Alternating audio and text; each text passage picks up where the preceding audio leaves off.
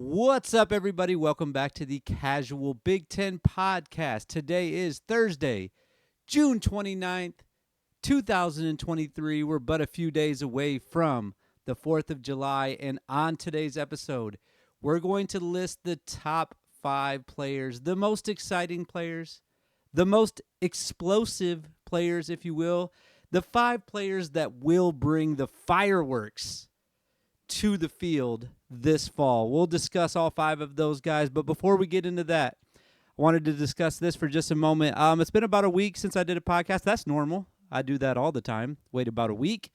But this past 2 weeks, really, I haven't done a lot on Twitter. I've done more behind the scenes, and I've been talking about this for about a month now.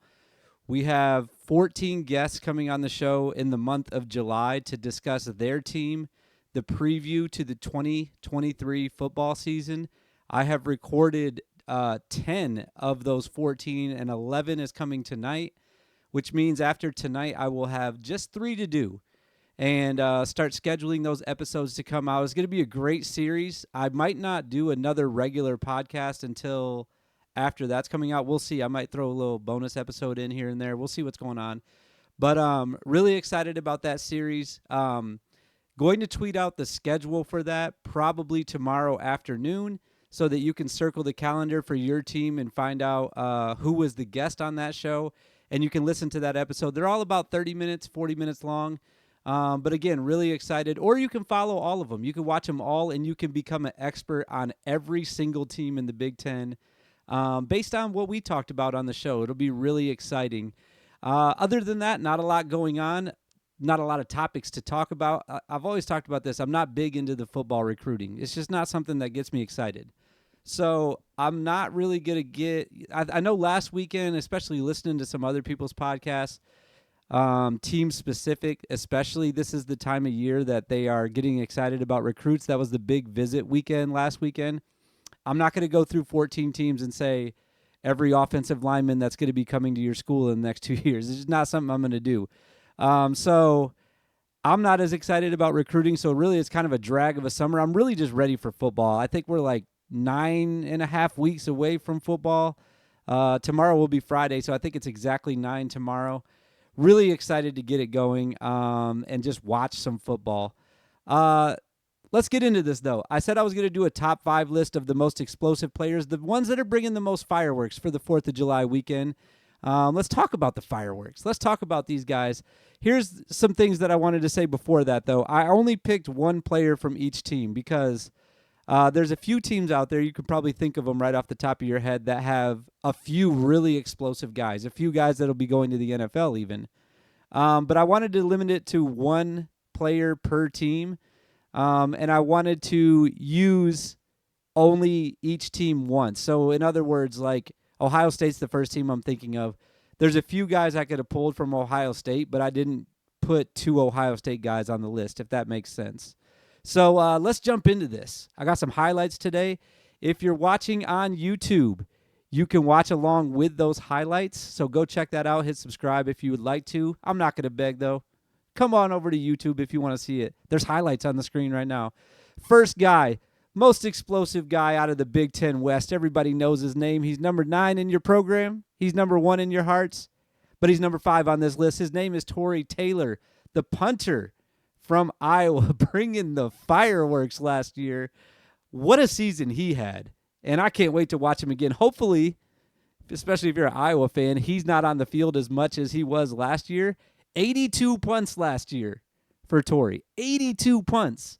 He punted for 3,725 yards, 11 touchbacks. All 3 of those stats that I just said were leading the Big Ten for punting. The only one that only major stat he wasn't leading the Big Ten in was average yards per punt, and he was only second in that. I say only second. He was second in that. He was almost first in that one as well. 45.6 yards per punt. Absolutely electric player, Tory Taylor, coming in at number 5. Number 4, I wanted to do one guy that was transferring into the conference, maybe someone you don't know about. So the first guy that, actually the only transfer I'm going to talk about today is the Wisconsin transfer. His name is Tanner Mordecai.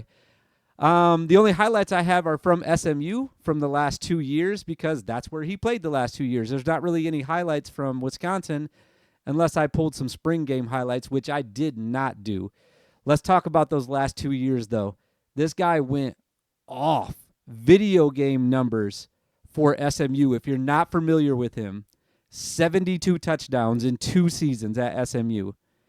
Over 7,000 yards in those last 2 seasons at SMU. Last year, game against Houston, which they won, by the way, 77-63. Tanner had 9. I'm not making a mistake here. I'm reading my notes correctly. 9 touchdown passes in one game. 7 of those came in the first half. Ridiculous game. If you go back and watch those Houston highlights, some of them are on the screen right now. 379 yards passing in that game. This guy just can do it. He's got a big arm. He's electric. He's bringing the fireworks this year. And also, oh, by the way, he can run that thing a little bit. He had 4 touchdowns, 2 in each of the last 2 seasons. So he'll be able to pull it down if he needs to. And this year, he'll have Braylon Allen behind him. So he'll have a little bit of support too. I'm looking for huge fireworks. Huge. I'm talking about like you light him up and it's like back up Terry type fireworks. That's what I'm looking for this year out of Tanner Mordecai. All right, number 3. Next guy on the list. You guys know I already love this man. That's kind of weird to say because he's younger than me, but he's a grown man on the field. That's all there is to it. His name's Nicholas Singleton. I mean, what can I say about him that I already haven't said 1,000 times? He's ridiculous. His average yards per carry last year were eye-popping, especially mid-year. It was such a separation from what he was doing. It felt like every time he touched the ball, it was going to break open for a touchdown. I want to go back and look at this, actually. I'm going to look this up real quick. I'm thinking about the Auburn game right off the rip. The first game last year, I remember he had like 10 carries and like 220 yards or something like that. How do I look this up? How do I use Google? So you type in a name in Google, and then you type in stats next to his name, and then you go to his stats, and then you you look for his name, and then you look for the game that you're talking about. Here's the Auburn game. All right, and then you click on the box score, and then you go to rushing. All right, I was wrong. I'll cut it in half by about like everything I said in half. 10 carries, 124 yards. Still ridiculous, though. Like 10 yards a carry against Auburn last year on the road. Ridiculous game. He was only behind one guy last year. His name was Donovan Edwards from Michigan. When it comes to yards per carry, he had 6.8. I think Donovan was I think he was like 7.2 or something like that, if I'm remembering. But as a freshman, you got to keep in mind this kid was a freshman last year. 12 touchdowns. And I talked about Tanner Mordecai and how he's got help behind him. Well, Nicholas has help in front of him this year.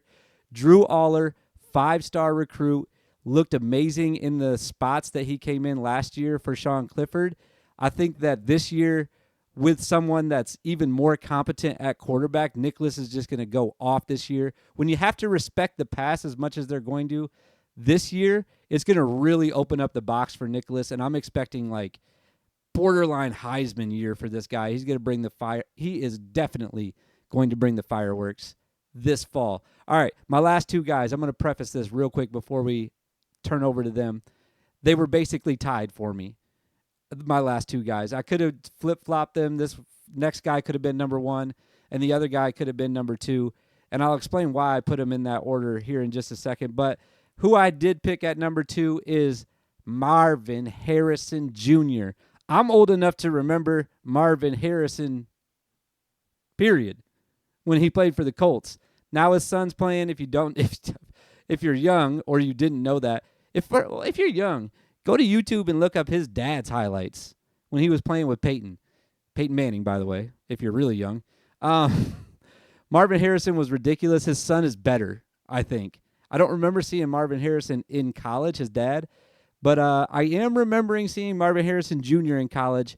He's unreal. Tied for first place last year with Chuck Jones with 12 touchdowns. I think that from if you're just looking at the skilled positions and you take out the offensive and defensive linemen, in next year's draft, he will be the highest. I don't know if this is a hot take. I don't do draft analysis, but I think he's going to be the highest skilled player drafted next year when you include like running backs, quarterbacks, and then wide receivers. I think that Marvin's going to go the highest. He's going to have a great NFL career. He's going to have a monster season this year. Last year, 1,157. Oh, I put passing yards. That's receiving yards. It'd be crazy if he was passing that much too.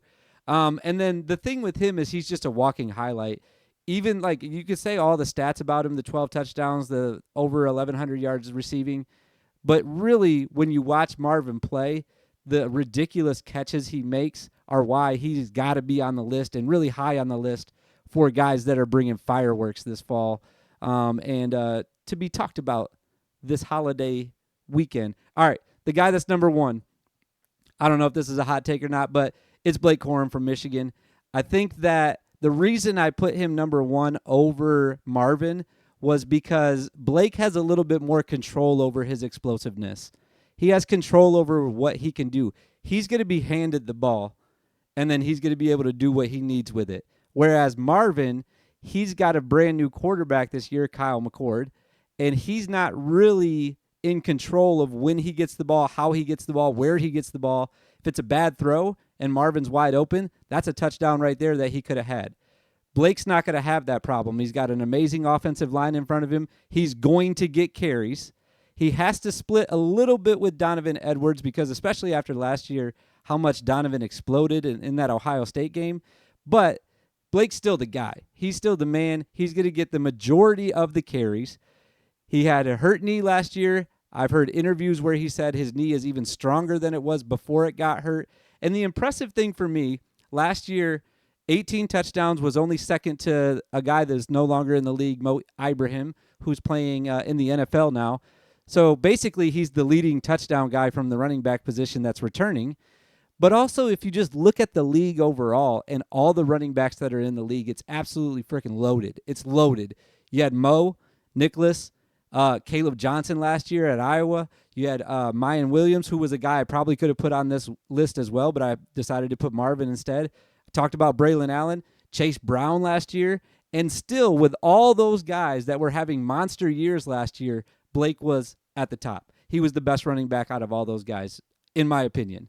Maybe, I don't know. Mo had better numbers when it comes to touchdowns, but I don't know. I just felt like Blake's plays were more explosive and more impressive. Am I going to say explosive too many times on this episode? Maybe, but it's 4th of July, and I'm excited. And I'm excited to be sitting here in front of my computer looking at Blake Corum and Marvin Harrison and all the other guys that I had on this list before, Tanner Mordecai, even Tory Taylor. Pull me up some Tory Taylor highlights. I'll watch them all day. But Blake's the number one guy. He's the most explosive guy in the conference, in my opinion. And I'm really excited to see him play this year. That's pretty much it, man. I wanted to do a quick episode this week. I'm heading out back to actually Michigan to celebrate 4th of July with my family. I'll be heading up there this weekend. And really excited. Hope you guys have a good holiday weekend. Stay safe. Light the fireworks and then run away. Be sure to follow on Twitter at Casual Big Ten. We'll see you guys next week. Look forward to those preview episodes coming out. Thanks for watching.